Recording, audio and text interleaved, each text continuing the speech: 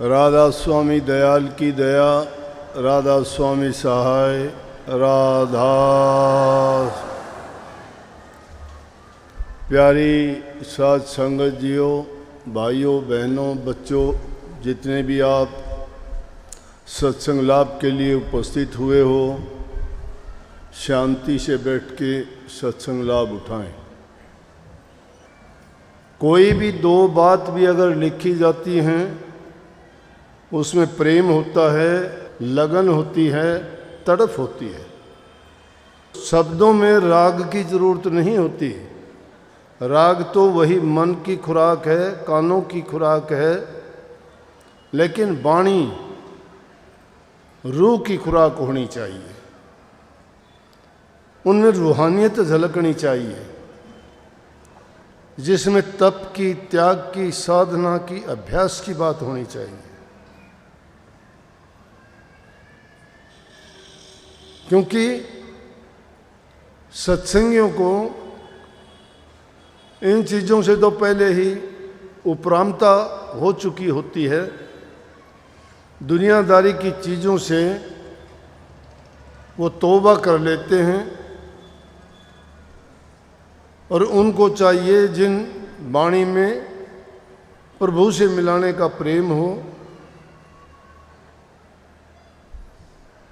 उसमें रूह के लिए वो शिक्षा होनी चाहिए कि जिस पर चल के उसको रूहानी दर्जों पे चढ़ाई में सहायता मिले और उनको पाके उसकी आत्मिक संतुष्टि हो। ये चीज़ें तो हम अपने मन को खुश करने के लिए करते हैं। उनमें चाहे आप भजन हैं, रागनी हैं, फिल्मी गीत हैं और दूसरे तीज त्योहारों, ब्याह शादियों में गाने वाले गीतों से भी आनंद लेते हो।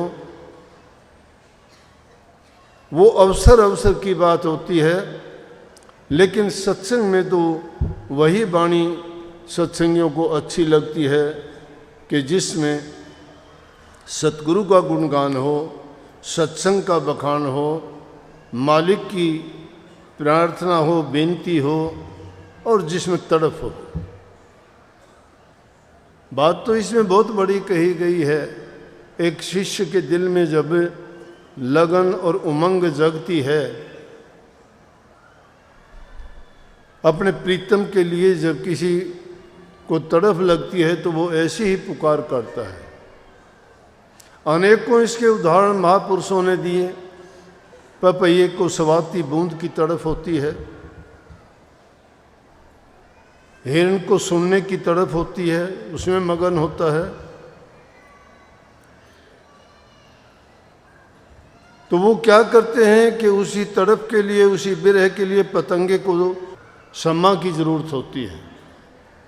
लेकिन संतों ने इसको शिक्षा के रूप में दोनों तरफ से बता दिया। उन्होंने कहा कि आली पतंग मृग मीन गज जड़त एक ही आँच, तुलसी वो कैसे बचे जिसके लागे पाँच। पाँच का खेल, पाँच का झगड़ा बहुत भारी है दुनिया में, और उन पाँचों से ही हमें बच जाना है। वो पांच भारी विकार हैं जो इंसान को पूरे जीवन परमात्मा से दूर ले जाते हैं, भक्ति से दूर ले जाते हैं, नेक कर्मों से हटा देते हैं, पाप कर्मों में फंसा के उसको नरकगामी बना देते हैं। बड़े जोर शोर से उनके राग अल्पाए जाते हैं कि काम से बचो, क्रोध से बचो, लोभ से बचो, मोह से बचो, अहंकार से बचो।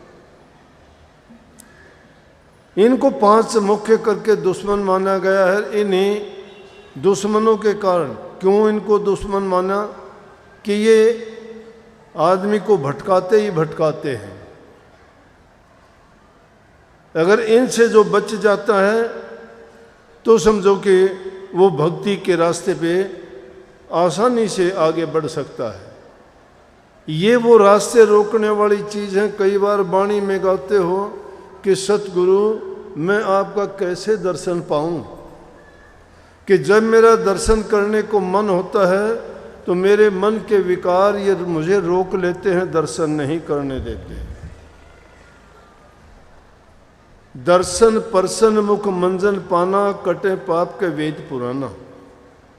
कहते हैं कि जी दर्शन करने के लिए आए, दर्शन करने में बहुत गुण हैं, लेकिन जब तुम दर्शन करने के लिए, चाहे आप मंदिर में जाते हो या चाहे गुरु के पास जाते हो या तुम्हारा और कोई आराध्य है उसके दर्शन करने के लिए जाते हो, तो यही पांचों चीज बहुत राक्षस बन के आपका रास्ता रोक लेते हैं।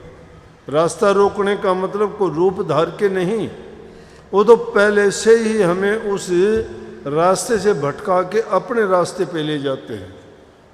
कोई काम में फंस के, कोई क्रोध में फंस के, कोई लोभ में फंस के, कोई लालच में फंस के, कोई अहंकार के बस।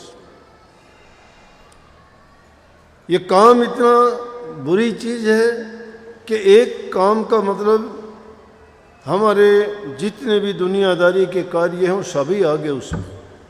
उन कामों के कारण लालची बन जाते हैं, काम के कारण ही क्रोधी बन जाते हैं, काम के कारण ही अहंकारी बन जाते हैं। काम कामना है, काम में कामनाएं हैं, कामना पूरी नहीं होती वो इंसान क्रोधी हो जाएगा। उस कामना को पूरी करने के लिए वो लालच करेगा, लोभी बनेगा, झूठा बनेगा, कपट करेगा, सही काम करने के लिए भूल जाएगा वो। लेकिन उसकी नीयत खोटी और खराब जब हो जाती है, उसे काम में अंधा हो जाता है, तो दूसरी चीज उसको दिखाई नहीं देती और ऐसा विकार में गिरता है कि अपने सर्वनाश कर लेता है। बड़े बड़ों की ऐसी कहानी हैं, बहुत हैं। ऋषि और मुनि भी उस काम से नहीं बच पाए। जब उस काम का वो बाज रूपी जब झपट्टा इस इंसान रूपी पक्षी को लगता है तो जिंदा नहीं छोड़ता, मार देता है। बड़े बड़े राजे महाराजाओं को, बड़े बड़े योद्धे बलवानों को, बड़े बड़े बुद्धिमान वैज्ञानिकों को, बड़े बड़े साधकों को किसने गिराया? काम ने गिरा दिया। विश्वामित्र जी का नाम लिया जा सकता है, नारद मुनि जी का नाम लिया जा सकता है, रावण महाबली का नाम लिया जा सकता है, और कितने ऐसे हैं, कितनों के नाम लेंगे कि इतिहास को खोजोगे तो अनगिनत ऐसे हैं जो काम वासना के बस होके उन्होंने अपना सर्वस्व कर लिया। और दूसरा क्रोध है, क्रोध भी इंसान को उसी तरह से बर्बाद करता है। छोटी मोटी बात पे हम बिना समझे, बिना धैर्य रखे संतों के पास जाते हैं। वो क्यों कहते हैं कि भाई शांति रखो, धैर्य रखो, इंतज़ार करना चाहिए, सहन करना चाहिए। घड़ी आती है, बुरी आती है, भली आती है, लेकिन वो घड़ी चली जाती है, रुकती नहीं है। उस घड़ी में अगर तुम थोड़ा भी धैर्य रखोगे, उस समय पलट जाएगा, जगह बदल जाएगी, हालात बदल जाएंगे और उस बुराई से भी बच जाओगे। लेकिन जब हम धैर्य नहीं रखते, अपना आपा खो देते हैं, संयम नहीं रखते, तो ऐसे हालात पैदा करते हैं जिससे हमें बहुत बड़ा नुकसान उठाना पड़ता है। एक समय की बात, क्रोध की बात, अनेकों बार ऐसा देखा है कि जितने भी वंश खत्म हुए, जितने राज खत्म हुए, वो सब के सब क्रोध के बस उनके नाश हुए। अगर क्रोध नहीं करते, वो अगर सोचते, विचार करते कि दुनियादारी में ये चीज़ें कोई साथ लेके नहीं जाता, यहीं पे रह जानी है, चंद रोज़ के लिए हम क्यों उनको अपना मान के, दूसरे का मान के, उन पर अपना हक जता के क्या करते हैं? आखिर छोड़ के ही तो जाना पड़ता है, कोई साथ जाता ही नहीं। वही चार आदमी उसकी एक बना के पिंजरी पे लेटा के ले जाते हैं, शमशान घाट में जगह होती है, ये मिट्टी का पुतला है क्या ये? फरीद साहब ने कहीं देखा, उसने एक इंसान की मृत्यु हो गई, उसको मिट्टी में दबाने के लिए कब्र में ले जा रहे थे, वहाँ रख दिया। फरीद साहब देख के हैरान हो गए, क्योंकि जैसी जिसकी भावना, विचार और ख्याल होता है ना, वो इंसान उसी चीज़ के बारे में हमेशा उसकी सोच रहती है। कामी का गुरु कामनी, लोभी का गुरु दाम, भक्तन के गुरु संतर, संतन के गुरु राम। कामी आदमी हमेशा कामनी के बारे में सोचता रहता है, काम वासना के बारे में सोचता है। लोभी इंसान हमेशा अपने लाभ के लिए, पैसे के लिए, धन के लिए, जोड़ने के लिए इन बातों में फंसा रहता है। भक्त लोग गुरु के बारे में सोचते रहते हैं और संत परमात्मा के बारे में ही सोचते रहते हैं, उनकी वृत्ति वहीं लगी होती है। जो उन दुनियादारी की चीज़ों में फंसते हैं वो अपना सब कुछ खो देते हैं। जो प्रभु की भक्ति करते हैं, चाहे दुनिया के पदार्थ उनके पास कुछ ना हो, लेकिन उन्होंने सब कुछ पा लिया है, उसने अपने आप को जीत लिया है, उन्होंने प्रभु के दरबार में अपना स्थान बना लिया है। वो उस शांति के घर में जब पहुंच जाता है तो बार बार दुनिया के झमेले में, झगड़े में, इस जन्म मरण के चक्कर में नहीं आता। एक सेठ था, कारोबार करता था, कपास का फैक्ट्री लगी हुई थी। क्रोध की बात, लाखों का माल पड़ा था फैक्ट्री में। काफी सालों के बाद उसको कोई बच्चा नहीं हुआ था, एक लड़का पैदा हुआ। वो भी कैसे, पत्नी को कभी महात्माओं के पास लेके गया, कहीं डॉक्टर वैद्यों को दिखाया, कभी ज्योतिषियों से दिखाया, कभी पंडितों से दिखाया, लेकिन इंसान अपनी ज़रूरत को पूरा करने के लिए जब तक पूरी नहीं हो जाती तो हर दरवाजे को खटखटाता है, सोचता है कि मेरी इच्छा यहाँ से पूरी होगी, मेरी इच्छा यहाँ से पूरी होगी। और मैं कहता हूँ एक खुदा का दरवाज़ा खटखटाया करो, सबकी इच्छा पूरी होगी। जन जन के दरवाजे खटखटाने से नहीं, उसका दरवाज़ा खटखटाओ जो सब चीज़ों का मालिक है, वो आपको मालूमाल कर देगा, देरी नहीं लगेगी। लेकिन बात मैं कह रहा था कि पहले दूसरी तरफ ना चली जाए। जब फरीद साहब ने उसको देखा मुर्दे को दबाने लग रहे थे, तो अब विचार करते हुए कहता है कि देख फरीदा मिट्टी खुली, मिट्टी खुली, जमीन को खोद रखा है। अपने आप से कहता है देख फरीदा मिट्टी खुली, मिट्टी उत्ते मिट्टी डुल्ली। ये इंसान भी मिट्टी है, मरने के बाद सब मिट्टी हैं, हम मिट्टी में ही मिल जाना है। कहता है कि देखो मिट्टी तो है ये, इसको मिट्टी में ही मिलना है। और अजरज की बात है, मिट्टी खोदी गई है, मिट्टी में डाल रहे हैं, ऊपर भी मिट्टी डालेंगे। क्या हुआ तो हम कौन हैं? मिट्टी। बोले कि देख फरीदा मिट्टी खुली, मिट्टी उत्ते मिट्टी डोली, मिट्टी हंसे मिट्टी रोवे, अंत मिट्टी दा मिट्टी होवे। क्यों करता बंदा मेरा मेरी, 3.5 हाथ जमीन बतेरी, ना कुछ तेरा ना कुछ मेरा, ये जग जोगी वाला डेरा। कुछ नहीं है। जोगी वाला डेरा क्यों है? जोगी का कैसा महल है, आज यहाँ है तो कल वहाँ है, आज यहाँ गया कल वहाँ गया। ये जीव भटकता फिरता है। तो इसे मिट्टी के मूर्ति के लिए हम क्या क्या नहीं कर जाते, कितने कितने पाप नहीं करते, जीवन को बर्बाद करते हैं। जीवन तो कितने, इससे पहले बाणी गाई थी कि नर तेरा चोला रतन अमोला व्यर्था खोवे मत ना, सुन रहा था मैं। कितनी कमाल की बात है। कितने देह मिली थी नर की, तना भक्ति करी नहीं हर की। जो ये देह मिली थी भक्ति करने के लिए मिली थी, लेकिन वो तू नहीं करता। इंसान का शरीर इसलिए नहीं मिला कि ये ऐल फैल करके इस जीवन को, इस हीरे और जवाहरात रूपी सांसों को बर्बाद कर दो।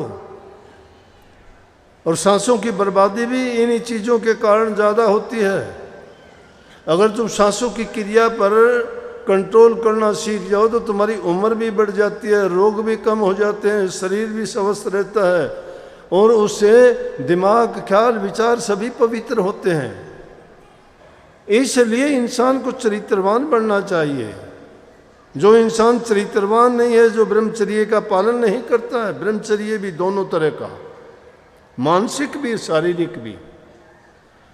मान लिया शारीरिक ब्रह्मचर्य की तुम दुहाई दे दोगे कि हम शारीरिक ब्रह्मचर्य कर रखा है, हम नहीं काम में पड़ते नहीं ऐसी, लेकिन जब तक तुम्हारी वासना काम में है, तुम्हारा ब्रह्मचर्य पूर्ण नहीं है। जो विचारों से ब्रह्मचर्य का पालन नहीं करता वो भी ऐसा ही है। विचारों का भी ब्रह्मचर्य का पालन करना बहुत आवश्यक है। मानसिक विचार उसके बिल्कुल उससे भिन्न होने चाहिए। जब मानसिकता तुम्हारी सही होगी फिर शरीर का ब्रह्मचर्य करोगे, वो तुम्हारे लिए बहुत ही गुणदायक, लाभदायक और फायदेमंद रहेगा। और जिन्होंने उसका पालन किया है उनके तंदुरुस्ती, शरीर के स्वस्थ, ये रोजाना की शिकायत जो रहती है ना, उन लोगों में कमी होती है। वो लोग भजन करने के लायक नहीं रहते, वो लोग सुमरण नहीं कर सकते, उनको वचन कोई काम नहीं करता। इसीलिए गुरु के वचन सुनते हैं, लेकिन उस वचन सुनने से उनको कोई फायदा नहीं है। सुनते हैं, वो सुनने के बाद खत्म, वो कुछ नहीं है। अगर तुम सच्चे मार्ग पर चलोगे तो थोड़ी बहुत है, इंसान को इतनी रोजाना शिक्षा मिलती है। हमें तो गुरु की चाय एक बार कप में मिली थी, जिंदगी बदल गई। तुम रोजाना खाते हो, मेरा झूठा, तुम्हारा तो किसी का मैंने कुछ बदला देखा नहीं। एक कप चाय के पहले की आधी घूंट मिली होगी, जीवन बदल गया था। अरे जिस इंसान की भावना होगी वो जीवन उसका नहीं बदलेगा क्या? एक तमाशा और मेला मान के अगर हम आते ही हैं तो ये किसकी मन की खुराक है ये? इसलिए उनको 5 दुश्मन इसीलिए माना गया। उन दुश्मनों के साथ हमारा रोजाना झगड़ा रहता है, ये तो बाहरी दुश्मन है। लेकिन हमने उन दुश्मनों के माध्यम से दुनियादारी के अपने रिश्तेदारों को, अपने भाईचारे को, अपने समाज के लोगों को दुश्मन बना लिया है। क्योंकि उल्टा काम करने के कारण वो दूसरों को अच्छे नहीं लगते तो विरोधाभास होता है। जहाँ विरोधाभास होता है तकरार होती है, वही झगड़े और लड़ाई होती है। और जब लड़ाई झगड़े होंगे तो सारी बेचैनी होगी, सब कुछ गया, बर्बाद हो गया इंसान का। रात दिन उसी उधेड़ बुन में रहता है। कहाँ तुम परमात्मा की भक्ति करोगे, कहाँ तुम्हारी सोच अच्छी होगी, कहाँ नाम का सुमरण करोगे? अगर सच्ची भक्ति करना ही चाहते हो, भक्ति को भी सच्ची क्यों कहा? अरे भक्ति है, उसको भी हम कहते सच्ची भक्ति। इसका मतलब भक्ति झूठी भी है। वो झूठी भक्ति है जो नहीं मानते। सच्ची भक्ति वो होती है जो अपने तन, मन और धन से लगे उस चीज में, सर्वस्व अर्पण करके। तो मैंने उस सेठ की बात बताई, बहुत धनवान था, काफी जगह घूमने फिरने के, मालिक की कृपा हुई। मालिक के दरबार में कमी नहीं है। सच्चे दिल से जो पुकार करता है वो सबके दुख, दर्द, पीड़ा को समझता है। लेकिन हमें उनके पुकार करने की, प्रार्थना करने की, विनती करने की, उनसे मांगने की लज्जत तो नहीं है, तरीका तो नहीं आता। उनके सामने रोते ही तो नहीं है, उनके सामने भी झूठ और कपट से ही कहते हैं परमात्मा सुनना मेरी। दिल में कुछ और होता है, करते कुछ और हो। अगर सच्ची पुकार करो वो सुनता नहीं है।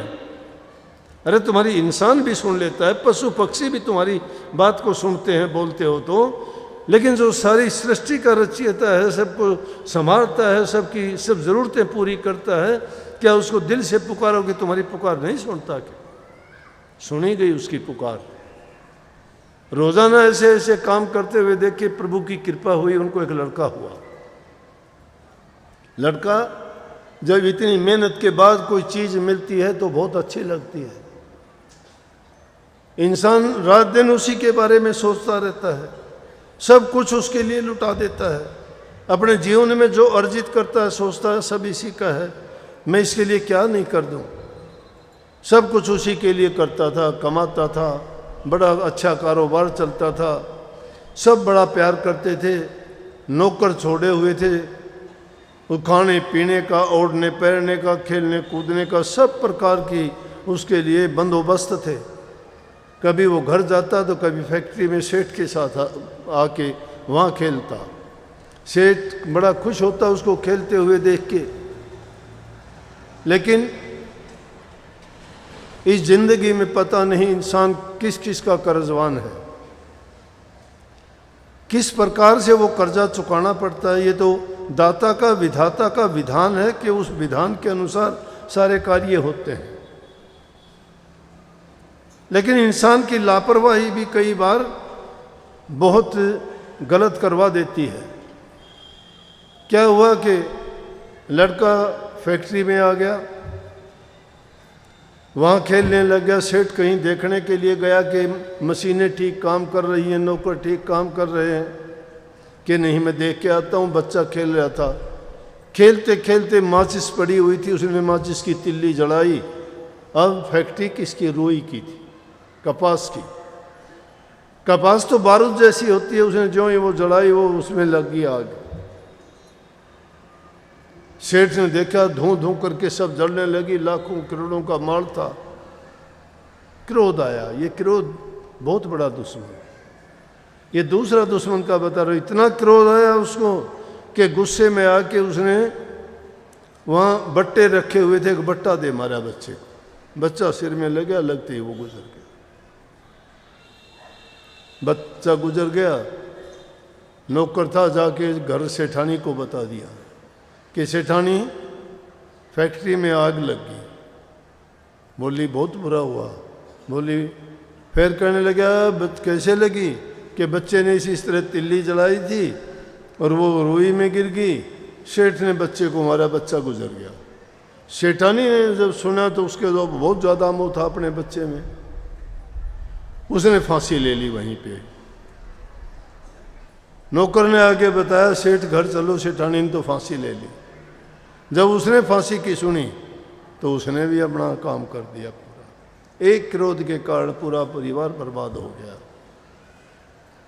क्या कुछ बनाया था, क्या सोचा था, किस लिए कर रहे थे, लेकिन मिनटों में ही एक छोटी सी चीज़ के कारण, एक क्रोध के कारण बर्बाद हो गया। अगर वो सोच लेता कि जो होना था हो गया, अब उस चीज़ के बारे में संयम रखता, धैर्य रखता, तो ऐसा नहीं होता।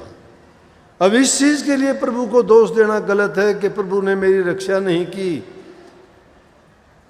उसने क्यों ऐसा किया, मैं तो ये करता था, उसको बहुत याद करता था, ये किया वो किया, पूजा पाठ करता था, उसने ऐसा क्यों किया। लेकिन अपनी गलती को इंसान नहीं देखता है, इसलिए इसको दुश्मन माना गया।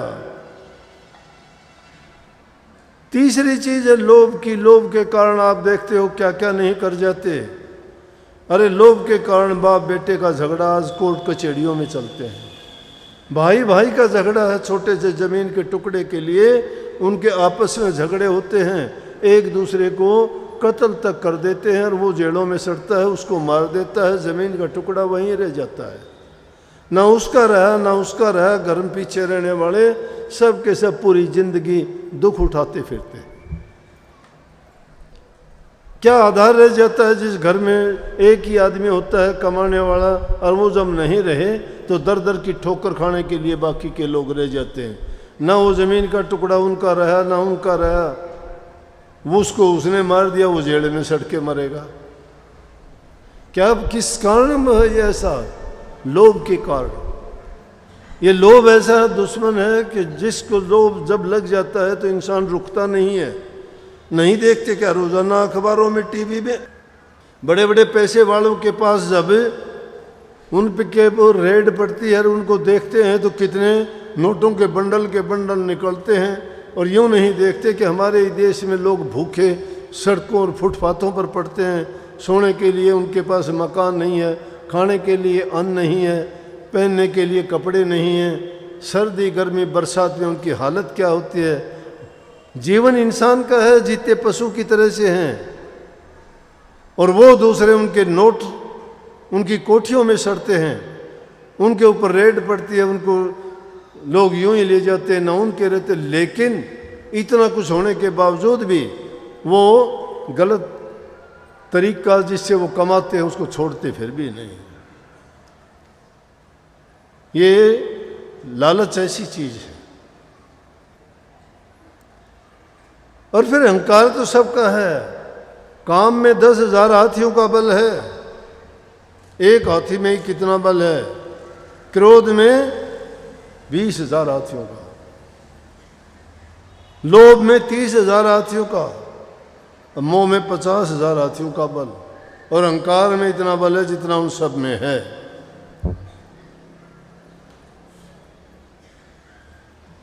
तो इसलिए ये भारी चीज, ये पांचों विकार कहो, दुश्मन कहो, ये इतने बली हैं कि यही हमें घुमाए फिरते हैं पूरे जीवन में।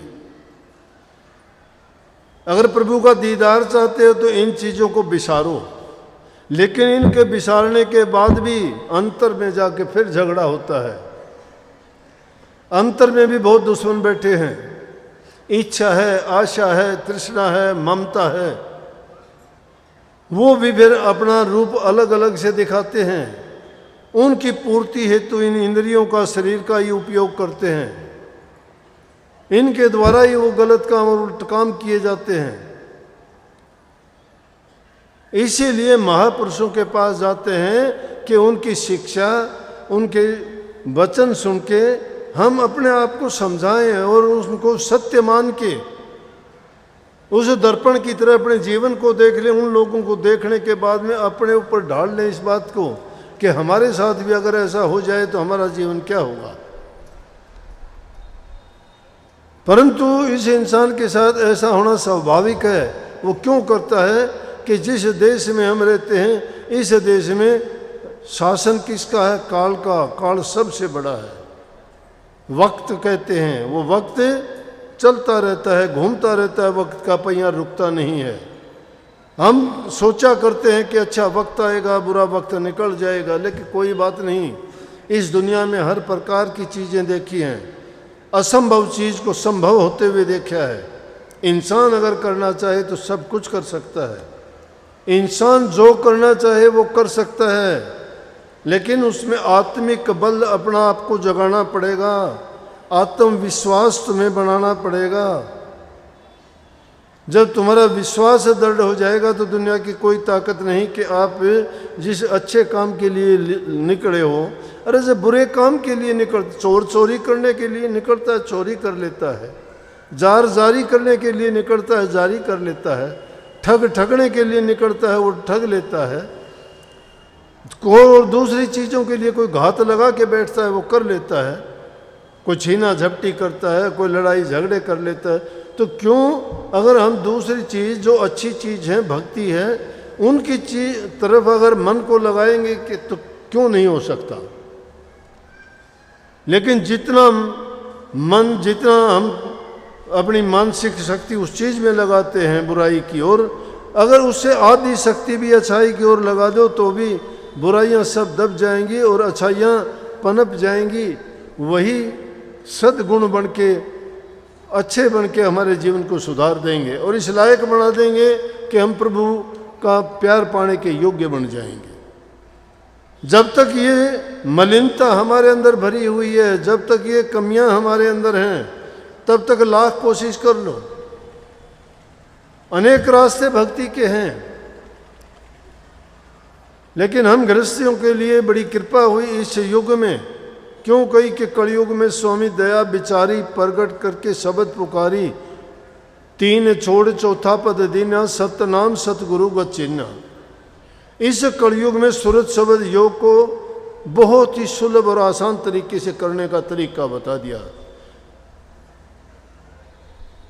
सतनाम सतगुरु गत चिन्ह, सतगुरु के रास्ते पे चल के सतनाम को जो चीन जाएगा, लेकिन उसके चीनने के लिए हमें सबसे प्रथम है नाम का सुमरण करना, ध्यान करना, अभ्यास करना।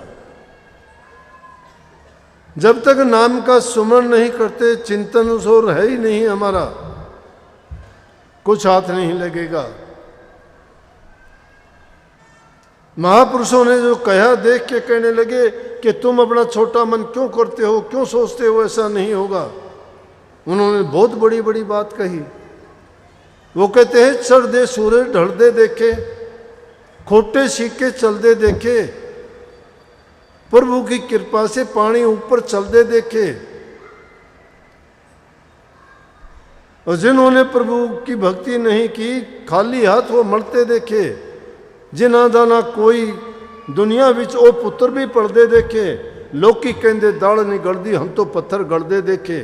कोई पैरों ते नंगा फिरता, कोई सिर ते ढूंढे छावा, मैनू सतगुरु सब कुछ देता, मैं क्यों ना शुक्र मनावा। अरे सतगुरु सब कुछ देता है, दुनिया में क्या नहीं देखा। ये सूरज जो चढ़ता है सुबह को, ढल जाता है शाम को।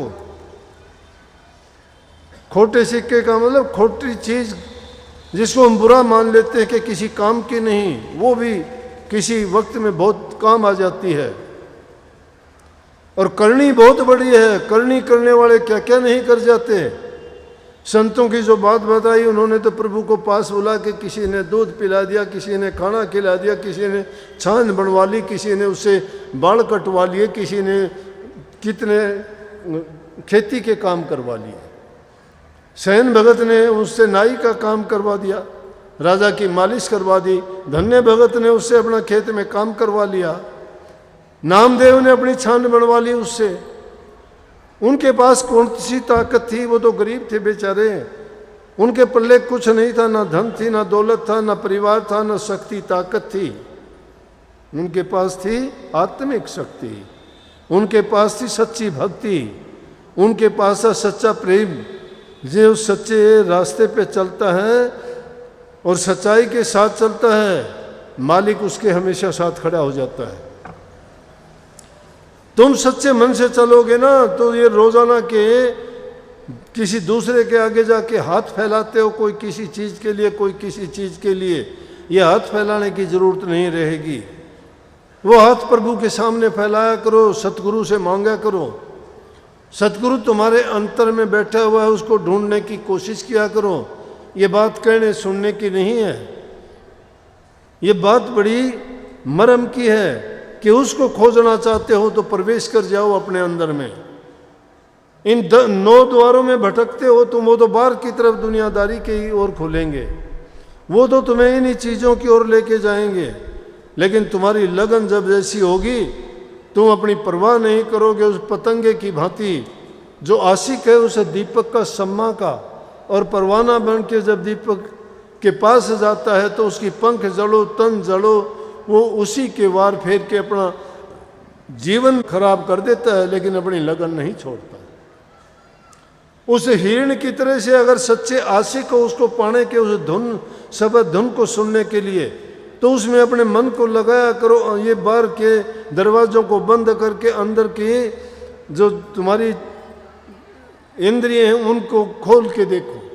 उनसे जो धुन प्रकट होगी वो धुन तुम्हें सुनाई देगी, वो तुम्हें उसी प्रकार से मस्त और मगन बना देगी। फिर उसके बाद तुम्हें ये होश ही नहीं रहेगा कि क्या दुनिया के ये रस और दुनिया के भोग, ये झूठे भोग और झूठे रसों के कारण हम अपना ही खून पी के अपने आप को ही बर्बाद कर रहे हैं। इसको कुत्ते की हड्डी कहा गया है। जिस प्रकार से किसी कुत्ते को घूमते फिरते हुए सूखी हड्डी मिल जाती है, उस हड्डी को लेके जाके छिप के कहीं एक तरफ कोने में या किसी दूसरी जगह गुप्त जगह में जाके उस हड्डी को चबाता है। डर है कोई छीन ना ले दूसरा आके, लेकिन हड्डी में कुछ है ही नहीं, हड्डी तो सूखी हुई है। वो हड्डी को चबाते चबाते उस कुत्ते के खुद के मसूड़े फूटते हैं, उसमें खून निकलता है। उस खून को जब जीभ ऐसे चाटता है तो सोचता है कि खून हड्डी से आता है, हड्डी में कुछ नहीं है। अपने ही खून को चख के सोचता है कि मुझे आनंद आ रहा है। इसी प्रकार इंसान अपनी ही बर्बादी करके सोचता है कि मुझे आनंद इन चीज़ों में आ रहा, उन चीज़ों में आनंद नहीं। आनंद का भंडार हमारे अंदर में है, वो अमीर रस अंदर में भरा हुआ है, जिसके पीने से आदमी अमर हो जाता है, सब व्याधि रोग कष्ट दूर हो जाते हैं। लेकिन वो कहाँ है जिसको पलटू साहब ने कहा है? उसको पाने के लिए ये इंसान एक प्रकृति में उस उल्टे पेड़ की तरह से है, जिसकी शाखाएं नीचे की तरफ, जड़ ऊपर की तरफ है। पलटू साहब ने उसको उल्टा कुआं कहा है कि उल्टा कुआं गगन में तिसमें जड़े चिराग, तिसमें जड़े चिराग जड़े बिन रोगन बाती, जलता है 6 ऋतु 12 मास जड़े दिन राती, निकसे एक आवाज चिराग की ज्योति माही, कोई गुरमुख सुनता और कोई सुनता नहीं। पलटू जो कोई सुने तिसके ऊंचे भाग, उल्टा कुआ गगन में तिस में जड़े चिरा। ये जो उल्टे कुएं में जब उस 10वें रास्ते के द्वारा तुम अधर मंजिलों में पहुंचोगे, जो एक रहस्य है हमारे लिए, लेकिन संतों ने इशारतन बखान किया है उनका। उनको ये ना मान लेना कि उन्होंने सत्य सत्य वही कह दी जो बात है, नहीं, वो अनुमान रूप में कही गई है। प्रमाण तो इंसान खुद अनुभव करता है, जब भी पता लगेगा। बताने के लिए दुनियादारी की चीज़ों के नाम लिए गए हैं। कहीं मृदंग का नाम ले दिया, तो कहीं बीणा का नाम ले दिया, तो कहीं सारंगी सितार का नाम ले दिया, तो कहीं बंसरी का नाम ले दिया। लेकिन इनसे तो बहुत ज़्यादा धुनी है। कितनी धुनी अनेकों प्रकार की आती हैं। चरणदास ने तो उनको 10 प्रकार की बता दिया, और वो सब के सब एक जगह की नहीं, अलग अलग हैं। कोई ऊपर कोई नीचे, पता नहीं कितनी कितनी एक एक मंजिल पे कैसी कैसी आती हैं। उनको सुन के मन मगन होता है, मन मगन होता है। जब संत कहते हैं मन मगन भया, फिर क्यों बोले। मन मगन जब हो जाता है, बोलने की जरूरत नहीं। जिसने भी पाया उसी ने छिपा लिया। किसी कहते छिपा लिया, अरे छिपाया क्या, बता नहीं सकते, क्योंकि जो चीज़ अनुभव करती है उसकी जबान नहीं है। वो खुद अनुभव करती है, लेकिन वो किस जबान से बखान करे। तो संतों ने कह दिया कि गूंगे का गुड़ है वो। जैसे गूंगा आदमी कोई मिठाई को खा लेता है, मिठाई को पाके खुश तो हो जाएगा, मस्त मगन होगा, हंसने लगेगा, लेकिन तुम उससे पूछ नहीं सकते। गूंगा होता है, बहरा भी होता है ना, उसको तुम्हारी बात उसको पता ये क्या पूछता है, उसकी जबान नहीं है, वो क्या बोले। इसलिए ना तो बता सकता है, और जो उसने पाया है उसने पाया है। इसलिए उस सच्चा भक्ति का रूप तो ये है कि जब आप लोग भी उस नाम का सुमन करते हुए उस नूर को देखोगे, अंदर में जाओगे, उन आकाशों को पार करते हुए जब उन धुनियों को सुनोगे, अंदर के नज़ारे देखोगे, जो जिसको ज्योति रूप प्रकाश रूप में अनेकों प्रकार की आपको ऐसी चीज़ें नज़र आएंगी जिनको देख देख के आप खुद भी हैरान हो जाओगे। लेकिन वो चीज़ें इस संसार में विशाल और विराट रूप में बनाई गई हैं, और वही इंसान के शरीर में सूक्ष्म रूप में बनाई गई हैं।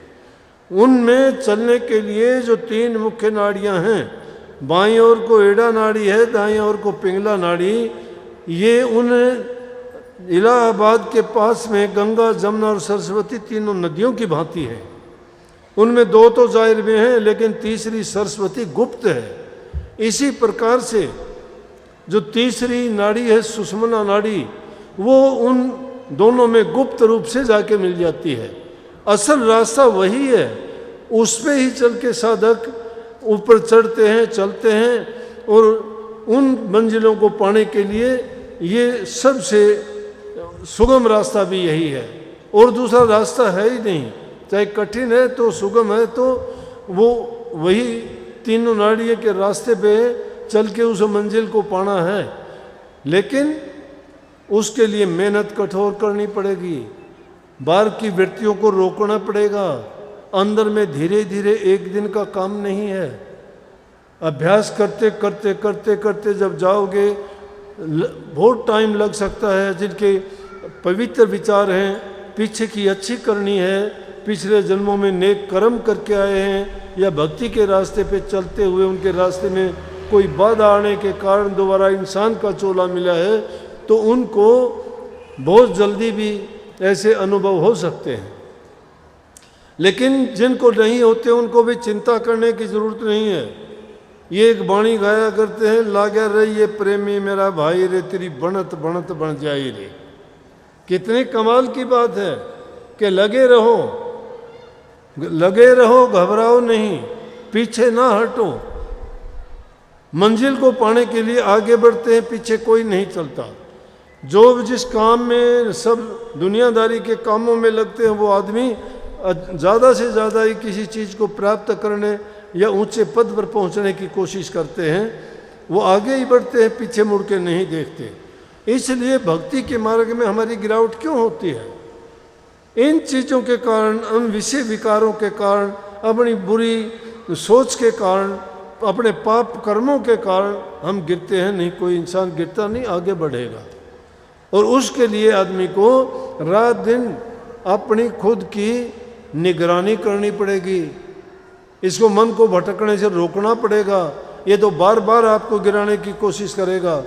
हर चीज़ में ये आपको, जब प्रभु की भक्ति की ओर लगोगे, ध्यान करने लगोगे, सुमन करोगे, अभ्यास करोगे, तो आपको उससे इतना वो करेगा कि आपका मन हटने लग जाएगा कि नहीं, सुस्ती ला देगा। ये करेगा कि कल को शुरू करेंगे, परसों करेंगे, कोई दूसरी चीज़ ऐसी याद दिला देगा, कह देगा इसमें क्या रखा, उसमें मन लगेगा, उसको छोड़ के उस दूसरी चीज़ में अपने मन को फंसा देंगे। लेकिन उस टाइम पे ये अपनी पहरा देना है, इस मन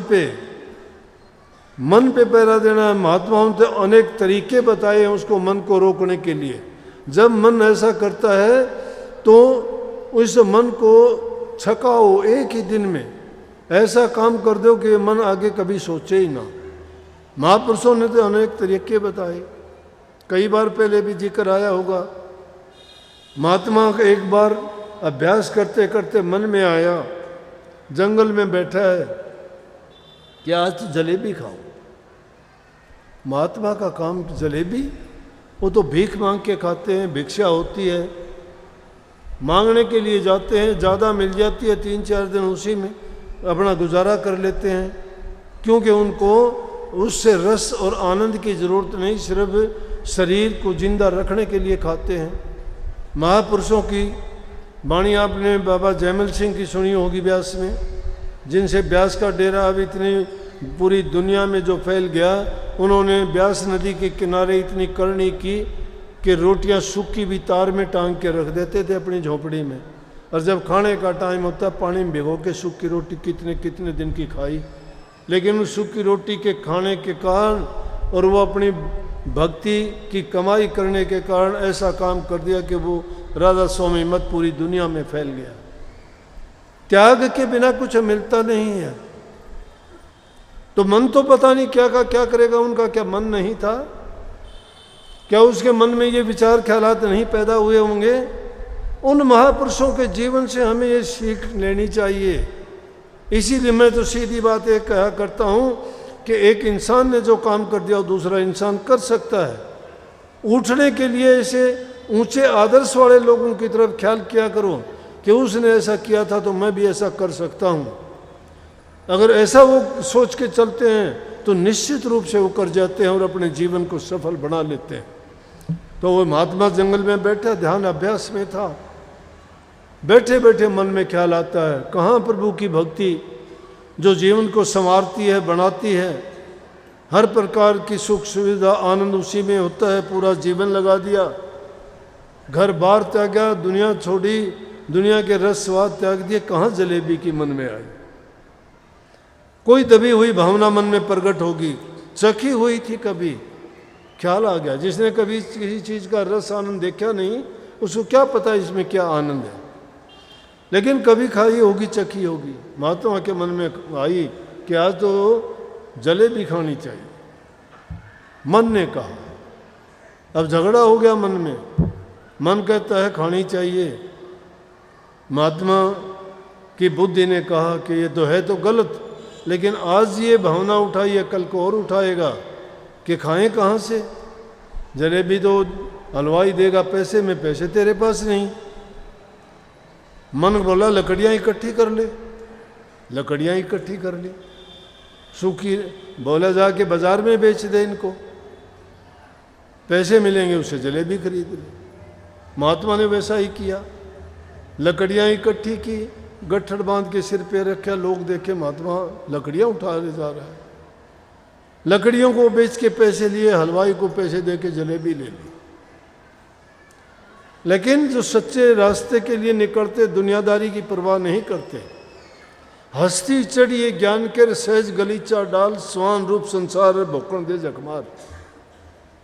जब ज्ञान के हाथी पर चढ़ते हो तो परवाह ना करो दुनियादारों के, स्वान रूप हैं वो, हाथी पे चढ़े हुए सवार को कुत्ते भौंक तो सकते हैं, काट नहीं सकते। भक्ति हाथी की सवारी है, जब हाथी की सवारी के लिए निकले हों तो भौंकड़े दीजिए, परवाह ना करो, कोई कुछ कहेगा, कोई कुछ झूठे सच्चे पता नहीं क्या क्या जोड़ देंगे लोग। और आज के ज़माने में तो सब कुछ जोड़ देंगे, अनहोनी को होनी कर देंगे। तो महात्मा है ली, उनको क्या पता, लोग बोले कि देख महात्मा है जलेबियां ले रहा है। सुन ली महात्मा, सुना के भी कहने लगे कुछ कि बाणा ले लिया लेकिन स्वाद नहीं छोड़ा। ठीक बेचारा जलेबियां लेके वापस जंगल में गया, आसन पे बैठ गया, जलेबियां आगे रख ली, जलेबियां खाने लगा, खाते खाते मन भर गया। कहने लगा बोल मन, बोला जी बस। ना भाई, इतने नेक काम से मुझे हटाया, मेहनत करी, बाजार में गया, दुनिया की उल्टी सीधी बातें सुनी, अब तो और खा। बोला नहीं नहीं और नहीं, नहीं बोला खानी पड़ेंगी, हाथ से उठाई और ठोक दी मुंह में। अब मन बिल्कुल भर गया, बोला कि ना अब नहीं, अब मैं यहाँ तक भर गया, अगर और खाऊंगा ना तो बात गलत हो जाएगी। बोला कि होने दे गलत, खा, अब तो तेरा मन था, पूरी खा, अब कमी ना छोड़। क्या किया, खाते खाते सब फेंक दी बाहर। क्यों, आखिर कितनी देर रखेगा, खाते खाते बाहर फेंक दी सारी। बाहर फेंक दी तो क्या करता है महात्मा का काम देखो, जलेबी और उठाई, उस उल्टी में उसको लपेट के फिर दोबारा मुंह को लगाई, बोला खा। निकम्मा, तूने जो है मेरे साथ ऐसा काम किया कि जो चीज़ मैं पाने के लिए पूरी जिंदगी लगाई और तू मुझे उस चीज़ से भटकाता है, खा अब तू। मन करने लगा मैं हाथ जोड़ता हूँ, आज पीछा छोड़ दे, आइंदा के लिए मैं ऐसी कभी कोई सोच मन में नहीं करूँगा, कुछ नहीं चाहूँगा, कुछ नहीं मांगूंगा, जो आप कहोगे वो करूँगा। ये है महात्माओं का जीवन। महात्मा इस तरह से अपने मन में उठने वाली जो ये बुरी चीज़ें हैं उनको दबाते हैं, इस मन को इस तरह से हराते हैं। ये नहीं कि मन के गुलाम बन के मन ने कहा चल दिए, कोई कहे ये खा ले के बोला आने दे, दूसरा कहे कि हाँ दे दे, ये भी दे दे। पेट को क्या कुआं बना दिया, मन में आया वो डाल लिया, फिर टसकते हो, ना आदमियों में बैठने के काबिल, ना कभी ज़ोर ज़ोर से डकार आती हैं, कभी फिर डॉक्टर के पास, उसके पास, ये पास, मुझे शुगर हो गया, मुझे हार्ट अटैक हो गया, मुझे ये हो गया, वो क्यों ऐसा काम करते हो? अरे शरीर को जिंदा रखने के लिए शुद्ध भोजन खाओ। इन चीज़ों को तोड़ मरोड़ के खाते हो, कैसे बनते हैं लाडू जलेबी बर्फ़ी, कैसे मिलते हैं? दूध को जड़ा जड़ू के तो बर्फ़ी पेड़े बनते हैं, गंडे को भूंद भांद के फूक फाक के गुड़ खांड चीनी फिर बनती है, उसको खाते हो। 10 जगह से बन के आई है, कितनी खराब होगी वो चीज़। इसी प्रकार से वो तेल है, उनको पेल प्याल के दानों को उनसे तेल निकालते हैं, तेल को गर्म करते हैं, छांटते हैं, फिर उसमें वो चीज़ बनती है। 2 फाके उस तेल वाली चीज़ के मार लिया करो, तेल शरीर को वैसे ही मिल जाएगा।